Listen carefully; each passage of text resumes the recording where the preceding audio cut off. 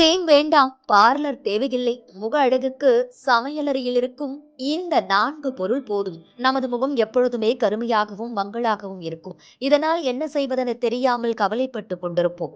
அதற்கான தீர்வு நம் வீட்டிலேயே இருக்கிறது.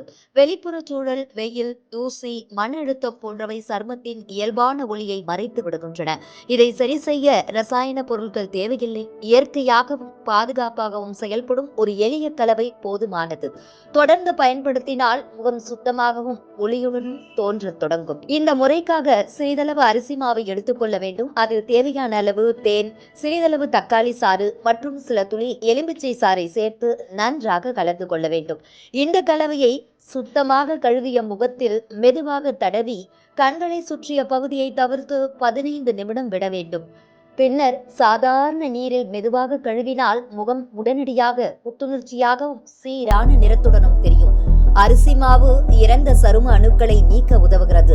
தேன் சருமத்திற்கு தேவையான ஈரப்பதத்தை வழங்குகிறது. தக்காளி சாறு கருமை மற்றும் மங்களை குறைக்க உதவுகிறது. எலுமிச்சை சாறு முகவொளியை மேம்படுத்துகிறது.